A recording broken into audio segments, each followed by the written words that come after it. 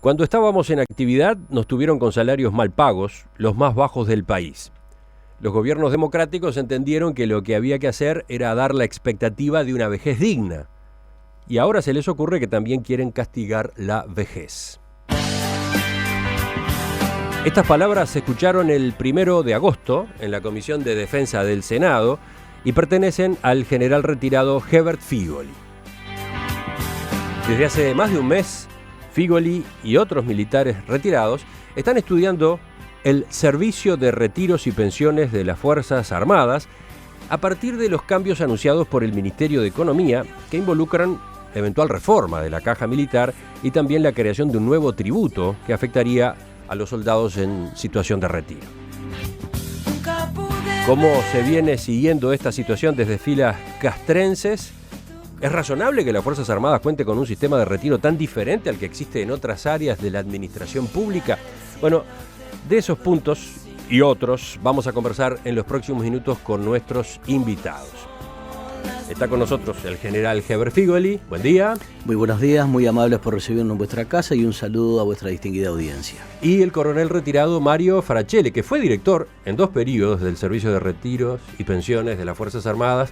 Coronel Frachele, también bienvenido. Muchas gracias, buenos días a ambos. Gracias. Una aclaración, todavía no existe una propuesta formal del Poder Ejecutivo, ¿no? No, habrían 2 áreas de actuación, por así decirlo, y en el cual nuestro equipo coordinador, en coordinación con la mesa representativa de los clubes y centros de las Fuerzas Armadas, está abocada. Lo que tiene que ver con una eventual reforma del servicio de retiros y pensiones de las Fuerzas Armadas está siendo manejado hasta el nivel de los comandantes en jefe, presidente de la República, ministro de Economía y Finanzas, ministro de Defensa Nacional, Ministerio de Trabajo y Seguridad Social, más un determinado número de comisiones asesoras.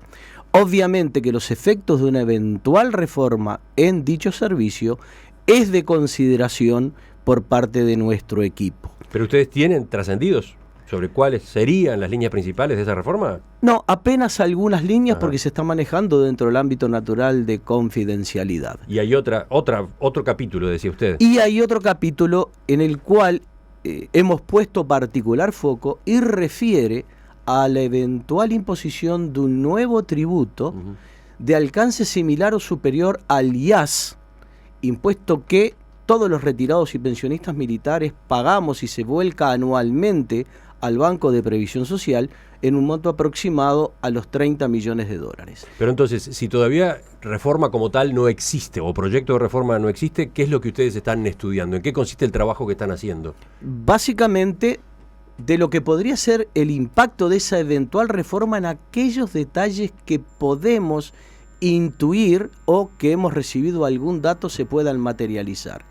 Pero el segundo aspecto, y es el más preocupante, es esta segunda tributación, evidente por las consecuencias que entendemos serían tremendamente negativas, no solo en lo que hace a nuestras economías domésticas, sino también en el impacto que puede tener al personal en actividad. Personal en la actividad que hoy revista, pero que mañana puede pasar a situación de retiro también. Vamos a ir viendo todo eso a lo largo de los próximos minutos. Romina, ¿por dónde empezamos? ¿Cuándo y cómo empezaron a trabajar brevemente como grupo? Empezamos a trabajar como grupo a partir de los primeros días de julio. Entendimos con un grupo de camaradas y obviamente que en conocimiento y en estrecha comunicación, en nuestro caso con el comandante en jefe del Ejército, general Marini Ríos, de que era necesario que el poder político, todos los partidos políticos con representación parlamentaria, que los medios de prensa, opinión pública, pero a su vez nuestros camaradas en situación de retiro y pensionistas, tuvieran esa otra mirada en función de lo que podría ser el devenir de los acontecimientos. Vayamos a explicarle a los oyentes como punto de partida qué es el servicio de retiros y pensiones de las Fuerzas Armadas, cómo funciona. Un resumen rápido. Lo primero que nosotros hemos dicho reiteradamente es un concepto que se ha transmitido en forma errónea a la población. Es decir, que somos caja. Y lo otro, decir que tenemos déficit. Nosotros entendemos de que hay una tergiversación de la realidad. No es una caja militar. No somos ni caja y tampoco tenemos déficit, por lo que le voy a explicar. No somos caja porque para ser caja usted necesita que sea electo el directorio por el voto de los afiliados, de los pasivos. Tiene independencia financiera, administrativa, puede hacer inversiones, puede inclusive, como en el caso de la caja profesional, dar aumentos extra por encima de lo que establece el artículo 67 de la Constitución por el índice medio salarios. Puede fijar los sueldos de sus funcionarios, como ustedes los han visto, de donde se ha hablado mucho de determinados sueldos altos que le están provocando ya problemas a esas cajas. Nosotros, ¿por qué no somos caja? Porque el director, que es uno solo, lo nombra el ministro de Defensa Nacional. Los que serían los gerentes, que son los oficiales a cargo de los diferentes departamentos, los nombra el ministro de Defensa Nacional. Los sueldos los paga el Ministerio de Defensa Nacional. No tenemos inversiones. Y el único dinero que se le da es exclusivamente el que va a pagar en ese mes.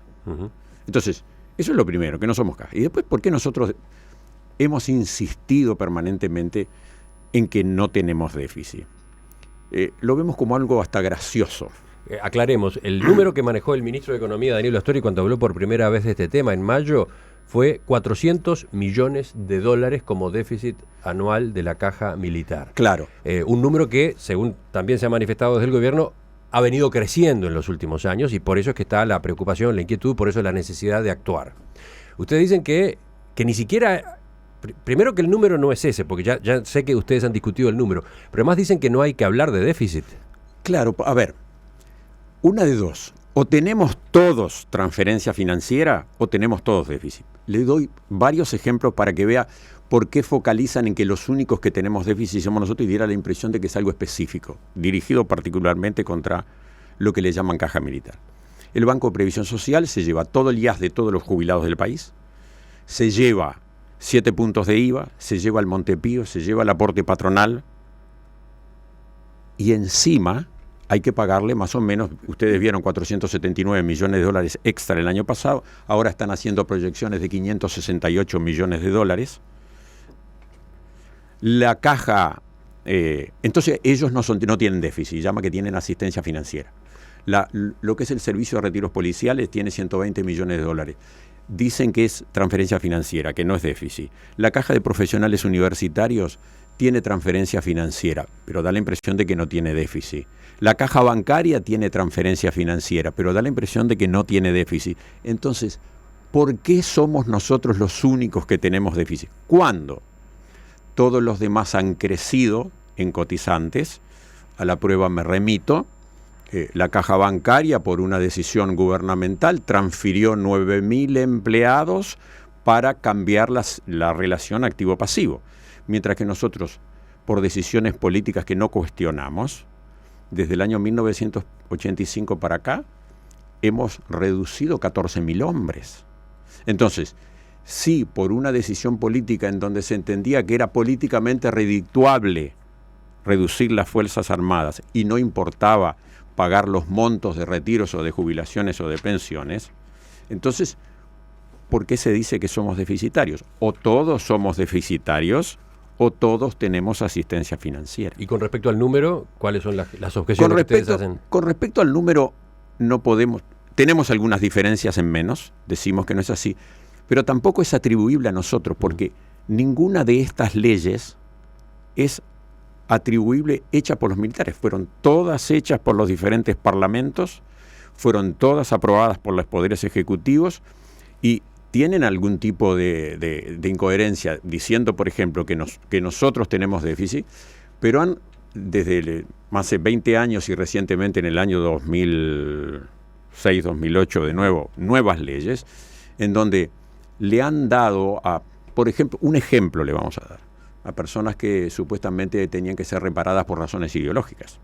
Entonces a los que eran sargentos le dieron grados de oficial, a los que eran oficiales le dieron grado de general, no hubieron nunca aportes, pero a su vez dijeron algo muy interesante, eligieron el general que ganara más y a esos que le dieron el grado de general les pusieron un 25% de aumento por sobre el grado del general que hubiera igual estado 40 o 50 años de su vida en servicio.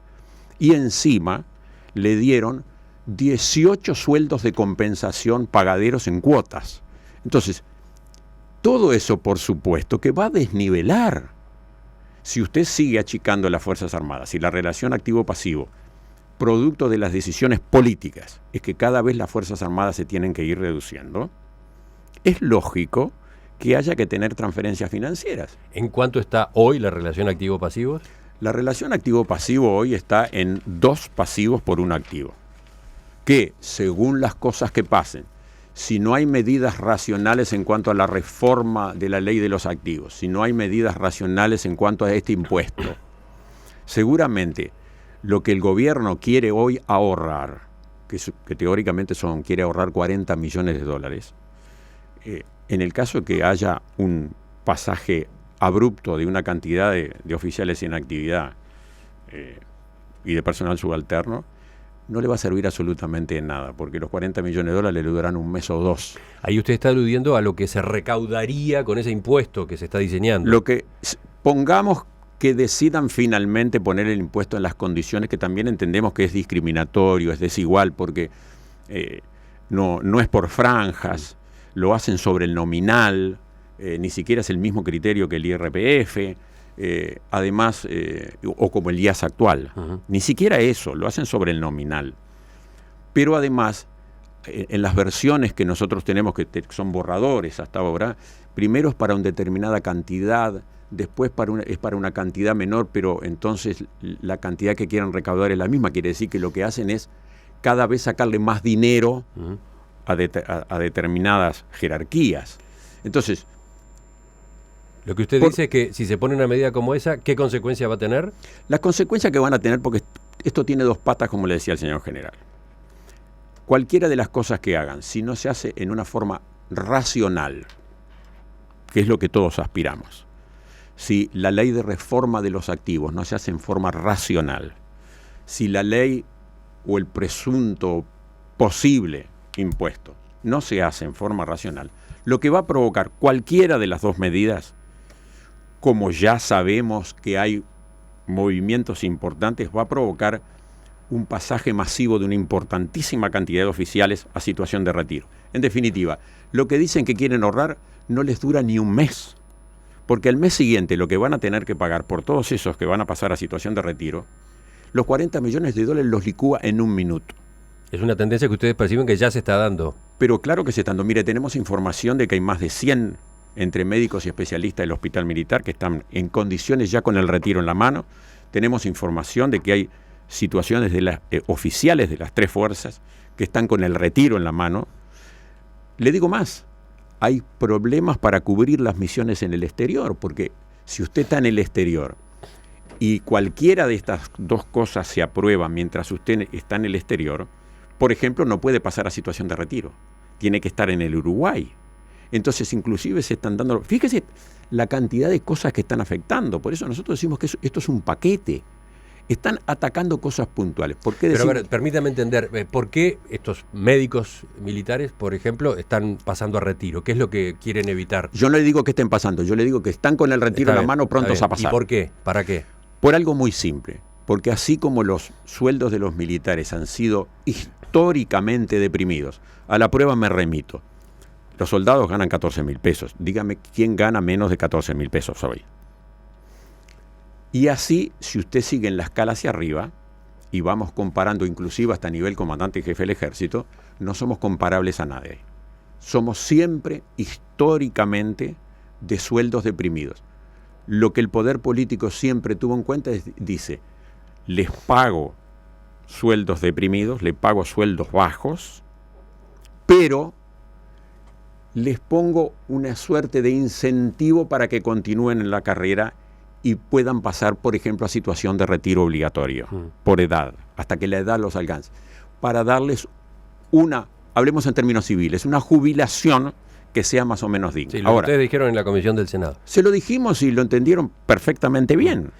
¿Y entonces? ¿Por qué es que ahora se produce esta reacción? Porque los médicos militares no se quedan en el hospital militar por el sueldo. Nos los han dicho directamente. Dice, si yo hago una guardia en una mutualista privada de un fin de semana, en un fin de semana me pagan más de lo que me paga el hospital militar en un mes. Entonces, ellos también, de alguna forma, tienen experiencia importante porque son 180.000 usuarios, hay una actividad importante. Además, el hospital militar trabaja o cumple funciones de apoyo al Sistema Nacional de Salud. Ustedes conocen, por ejemplo, los trasplantes hepáticos. No sé si saben, pero es importante porque estoy seguro que no lo dicen. De los trasplantes hepáticos, solamente el 15% son de militares. El 85% son del Sistema de Salud Nacional. Y hay cantidad de cursos que se dan, posgrados, IMAE y todo lo demás. Y en última instancia, cuando el Sistema Nacional de Salud tiene un problema, cuando hay una huelga, cuando hay un paro, ¿a dónde los derivan los centros de salud nacional? Cuando hay una operación de urgencia, cuando hay un problema grave, los deriva al hospital militar. Pero la pregunta era, ¿por qué hoy pasarían a retiro? ¿Por qué decidirían pasar a retiro? Porque si dicen, yo me quedo con sueldo bajo porque tengo la expectativa del retiro. Si usted me afecta cualquiera de las dos patas, me afecta que me va a afectar la actividad o me afecta que me va a poner el impuesto, prefiero irme ya y hacer más horas en la actividad privada, que voy a ganar mucho más. Ustedes marcan que no está dándose solamente esto de que haya médicos militares dispuestos a pedir el retiro. También se han planteado dificultades, por ejemplo, para cubrir algunas de las misiones de paz que Uruguay tiene que encarar. ¿Qué es lo que ha pasado en esa materia? Bien, el compromiso con la paz y seguridad internacional es política de Estado. La participación de contingentes uruguayos ha sido históricamente tremendamente bien apreciada. De hecho, si Uruguay está ocupando un asiento no permanente en el Consejo de Seguridad, en gran parte es mérito justamente de la participación. En este momento hay aproximadamente 1.500 efectivos desplegados en Haití, Congo y otras regiones del mundo. Recientemente se ha pedido la contribución con observadores militares para el proceso de paz en Colombia y posiblemente haya que recurrir a personal retirado porque efectivos en actividad ante eventuales cambios que los podrían a ellos encontrar en el exterior y con la prohibición de pasar a retiro si están en una misión, hace que prácticamente se niega la posibilidad de salir. Ajá. Pero lo que está de por medio es la especulación, por ejemplo, de que se les modifique la edad de retiro, que se los obligue, entre comillas, a permanecer más años en actividad. ¿Prefieren en ese caso o preferirían pasar a retiro ahora?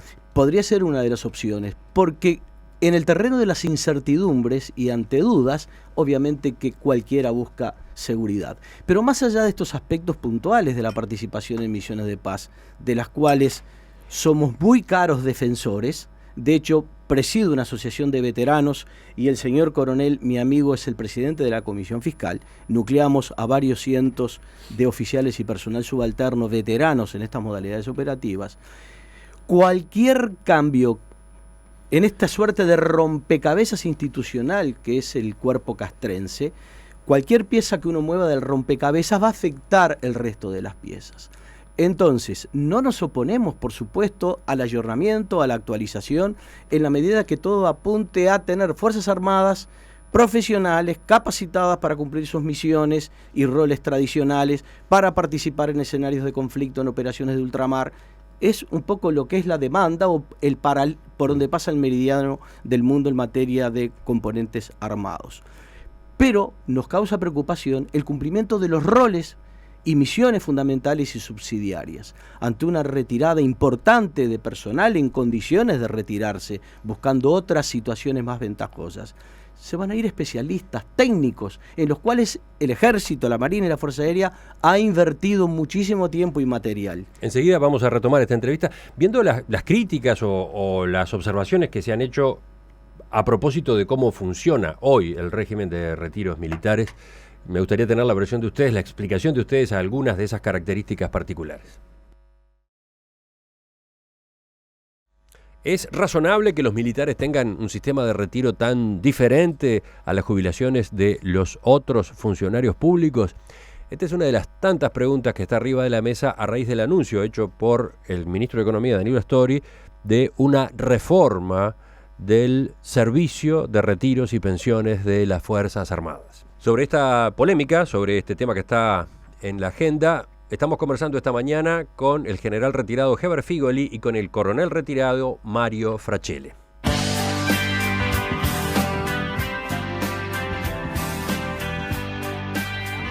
Vamos justamente a esa parte del debate, Romina. Vamos a las preguntas, a las objeciones que se han hecho. Sí, a ver, desde el Frente Amplio algunos sectores han puesto la lupa en beneficios o privilegios que diferencian al sistema de retiro militar del sistema jubilatorio que tiene el resto de los funcionarios, ¿verdad?, de la administración pública. En función, por ejemplo, vayamos quizás uno por uno, es lo más claro, me parece. En función del régimen jubilatorio que rige desde 1974, pueden, según el rango, irse de los cuarteles con 20 años de servicio y con menos de 50 años de vida. Además se menciona, cada año de trabajo en el exterior se les computa doble, cobran como jubilación 100% de su sueldo, reciben aguinaldo, cuando mueren buena parte del cobro de sus haberes es heredado por la familia, pueden jubilarse con un grado mayor al que ostentan en el momento de su retiro. Son varios puntos que han estado arriba de la mesa en estos días. ¿Qué contestan ustedes? Bien, para ceder la palabra en aspectos más técnicos al señor coronel Frachele. Muchas veces se habla de privilegios. Nosotros preferimos encararlo como qué beneficios nosotros no tenemos frente a lo que puede ser otro tipo de funcionario. Por ejemplo, no tenemos horas extras. Piensen ustedes en las horas, trabajo, de los que se desempeñaron cuando la catástrofe de Dolores, o cuando participaron los soldados en las inundaciones, o en la recolección de residuos en la ciudad de Montevideo. No cobraron complemento por nocturnidad, tampoco cobramos por presentismo. Más aún, si llegamos tarde, perdemos libertad, nos ponen arrestados. De manera que el estatuto del militar, libremente aceptado desde el momento que ingresamos al cuerpo castrense, hace que, si bien dependemos del Estado, funcionarios militares, nuestro estatuto es diferente del funcionario público. Por lo tanto, esa especificidad de la función militar tiene que verse reflejada también en lo que hace a la permanencia, en lo que hace a la aptitud para desempeñarnos en la vida militar activa. Ustedes han destacado, por ejemplo, el hecho de que no son presupuestados. ¿Cómo es esto? Mire, ese es otro problema y por favor lo queremos dejar siempre bien claro, que no tenemos absolutamente nada contra la policía y en la cual la respetamos enormemente. Periódicamente se dice por qué, inclusive proyectos del Ministerio de Economía y Finanzas del año 2015, para reformar el servicio de retiros y a los activos, hablan de ¿y por qué no hacemos exactamente lo mismo que la policía? Entonces nosotros les decimos, ¿cómo pueden perder de vista que no somos comparables? Porque tenemos diferencias sustanciales con la policía. Primero, a nosotros nos redujeron. A la policía le han incrementado tanto los efectivos que hoy son más de 30.000 hombres. A nosotros nos congelaron los sueldos prácticamente, o los aumentos son mínimos, mientras que a ellos en estos últimos años le triplicaron los sueldos. Pero hay un detalle muy importante que usted lo acaba de mencionar. Cuando hablamos de la presupuestación, los funcionarios del Ministerio del Interior son presupuestados. ¿Y los soldados? Y los soldados, se lo voy a leer aquí, firman un contrato de servicio. Son contratados. El personal subalterno de las tres fuerzas es contratado. Fíjese lo que dice la cláusula, una de las cláusulas del contrato.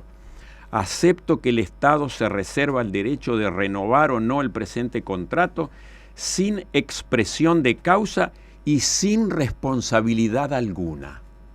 Ergo, ¿quién nos defiende si alguien decide, sabe una cosa, a mí se me antojó que su contrato se lo voy a rescindir mañana? Entonces, ¿cuáles son los privilegios que tienen los militares? A ver, y para terminar, yo no le veo privilegios hasta ahora. Para terminar el panorama, ustedes han dicho, retiro no es igual a jubilación. ¿Pueden hacer esa otra aclaración? Efectivamente, nos retiramos y eso no significa un corte abrupto con toda la estructura militar. Pasamos a componer lo que se denomina reserva activa. Estamos sujetos a la justicia militar, a los tribunales de honor y eventualmente podemos ser convocados a filas. Lo que no es nada menor. ¿Y efectivamente ocurre? ¿Cuántas veces ocurre que los convocan a filas, que los convocan a actividad? Hay militares en situación de retiro que se están desempeñando en tareas relacionadas con las Fuerzas Armadas. Eventualmente ahora, si es necesario cubrir puestos con personal retirado en el proceso de paz en Colombia, pueden concurrir a Colombia. Es una ¿Y eso situación está muy incluido peculiar. en lo que cobran mensualmente como retiro o tienen un pago extra? Si concurren a Colombia, por decir Colombia, es lógico, van a tener un viático especial que no va a superar, y quizás sea un poco atrevida mi apreciación, Que se lo paga Naciones Unidas. que se lo paga además Naciones Unidas, no superaría los $97. Imagínense, $97 ¿por qué? por día, Ah. por el desempeño de su tarea, que deben asegurarse casa, comida, toda su manutención, ¿verdad? En una situación complicada como puede ser el tránsito hacia la paz en lugares realmente complejos. Pero entonces, volviendo a todos esos puntos que se mencionan como privilegios o diferencias, ¿ustedes qué responden?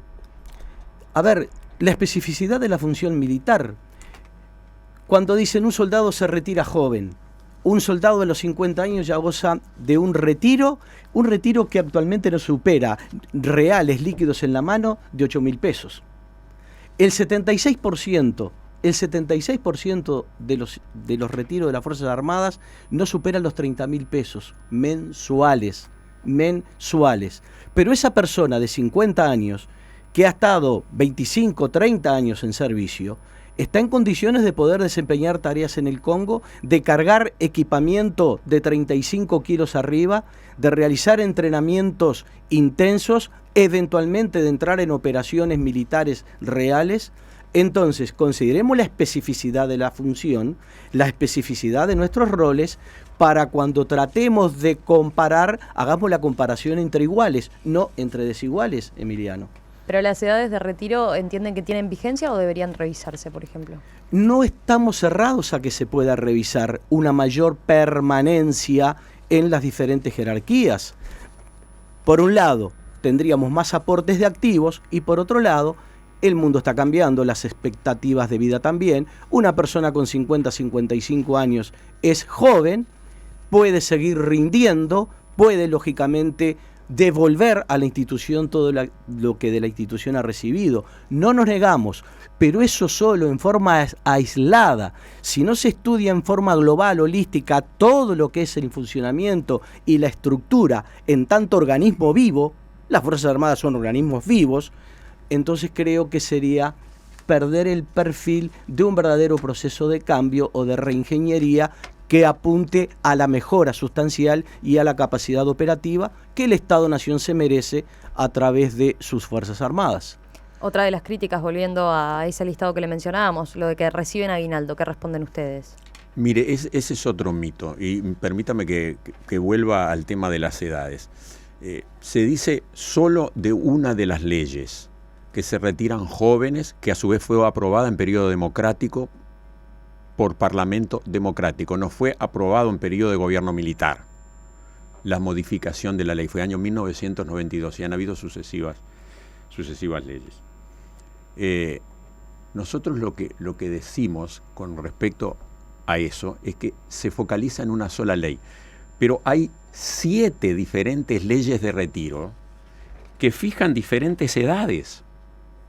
Nadie las considera. Por ejemplo, en el caso de personal aeronáutico de la Fuerza Aérea, ya el personal subalterno está fijando en 56 años. En el caso de los cuerpos de servicios generales, se está fijando para tenientes coroneles, no para coroneles o generales, está fijando 60 años. Personal dependiente del Ministerio de Defensa Nacional, para los coroneles, estamos hablando de 68 años de edad. Para personal administrativo y especializado, estamos hablando de 60 años de edad. Entonces, lo que nosotros decimos es que este es un problema global y cuando se habla enfocado en determinados aspectos y se olvidan de los otros. Pero respecto al punto que yo le mencionaba, lo de que reciben aguinaldo en las pasividades. Sí, ese es otro mito. Entonces dice, ¿por qué los militares reciben aguinaldo y por qué el resto no recibe? El resto también recibe, es algo que lo han deformado a lo largo de los años. ¿Cuál es la diferencia entre los militares y el resto de las cajas, llamémosle así? Cuando se fija el haber de retiro, su aguinaldo lo incluyen en el haber de retiro y después se lo dividen en 12 cuotas iguales y consecutivas. Mientras que el militar, cuando le fijan el haber de retiro, no le incluyen lo que percibió por aguinaldo. Entonces agarran y se lo dividen en 2 cuotas, una en el mes de julio y una en el mes de diciembre.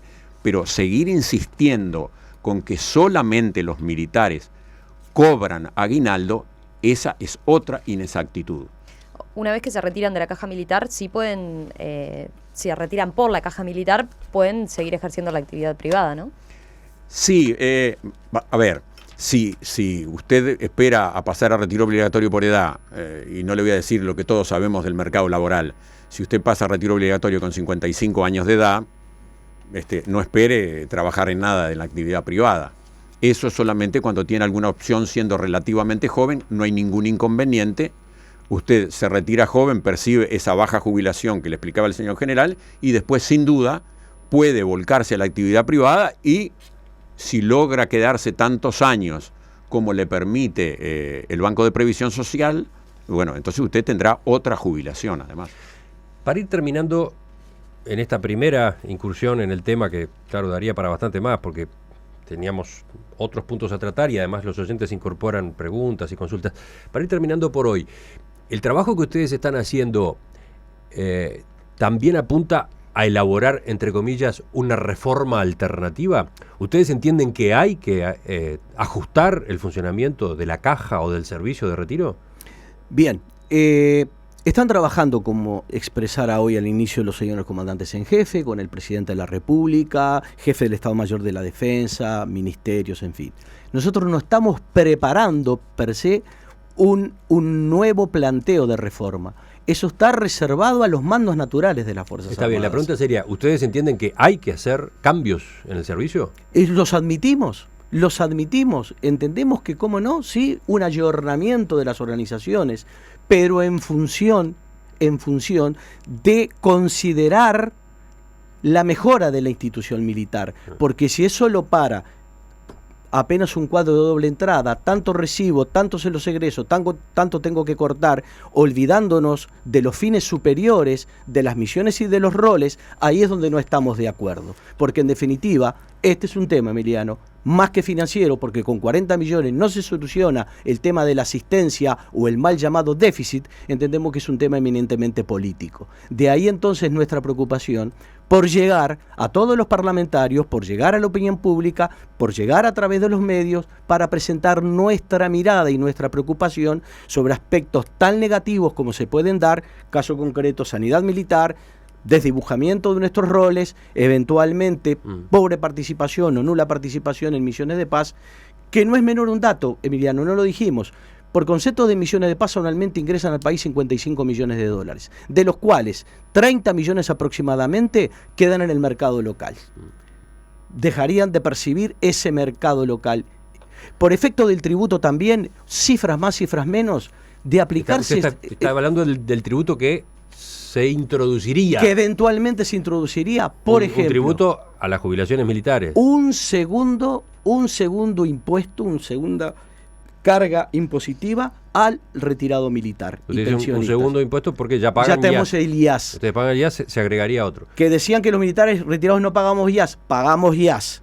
Se agregaría este segundo impuesto. Habrían haberes de retiro que prácticamente se le reduciría en un 50% por acumulación de impuestos. Quien a esta altura de la vida, 60, 70, 80 años, puede de alguna manera resistir una baja de un 50%, pero con efectos también en las economías locales o regionales. Por ejemplo, rápidamente, cifras más o menos no muy depuradas, 33, entre 500 y 800 mil dólares anuales que dejarían de circular en el mercado local. Departamento de Canelones, proximidad con Montevideo, alrededor de 5 millones de dólares. Rivera, 1,5 millones a 2,5 millones de dólares. Si sumamos todo esto, supera ampliamente el efecto de los famosos 40 millones. Coronel Frecheli, usted quería decir algo a propósito de la pregunta que yo formulaba. ¿Hay que hacer cambios en el servicio? Yo pretendía decirle dos cosas. Es lógico, inclusive porque es muy engorrosa la legislación militar. Ya desde el año 1990 con el gobierno del doctor Lacalle, en el año 1995 con el gobierno del doctor Sanguinetti, me tocó participar en 70 reuniones políticas y con expertos en seguridad social y con técnicos del gobierno. 70, las contabilicé. Entonces, Ya se sabía que la legislación era engorrosa, era complicada. Pese a todo eso, le han seguido agregando leyes. Por ejemplo, habría que simplificar todo el esquema legal, seguramente en la medida racional, porque ya se ha manejado en todas las oportunidades anteriores, se pueden alargar los años de retiro, pero lo que insistimos es que tiene que ser racional, no puede ser aplicado así de forma que se los aplico a los militares porque sí. Y lo otro que le decimos es lo siguiente: así nos apliquen el impuesto que nos apliquen, así modifiquen lo que haya que modificar, en la medida que las Fuerzas Armadas se sigan reduciendo, en la medida que le sigan pagando los salarios más deprimidos del país, en la medida que el aporte patronal que el gobierno hace por cada militar en actividad sea el menor. En nosotros es el 15, en el resto es el 19.5 o el 25.5. Por ejemplo, siempre va a tener que dar asistencia financiera. No hay solución, siempre. Coronel retirado Mario Frachele, ex director del Servicio de Retiros y Pensiones de las Fuerzas Armadas. General retirado Heber Figoli, gracias por acompañarnos esta mañana. Muchísimas gracias a ustedes. Este equipo de trabajo, en complementariedad con los clubes y centros militares, va a continuar realizando lo que podríamos llamar una gran movida nacional. Hemos visitado Rivera semana pasada, más de 400 retirados. Una asamblea en el Club de la Fuerza Aérea, 1.300. Hemos estado en Maldonado, hemos estado en Toledo. La semana próxima viajamos a Salto, después Melo, Durazno. No nos constituimos en un grupo de presión formalmente, pero realmente queremos presionar positivamente ante los niveles políticos que correspondan, llevar nuestra opinión a través de los medios a la opinión pública para tratar de aclarar, informar y, si podemos, sí, incidir en lo que entendemos el decisor político a nivel parlamentario y eventualmente el Poder Ejecutivo deberían considerar, no digo en beneficio, pero digo respetando derechos adquiridos, siendo justos en la aplicación de cargas tributarias y realmente que todo sea por el bien del Estado-Nación. Retomamos el tema en cualquier momento. Muchísimas gracias. Gracias, muy amable.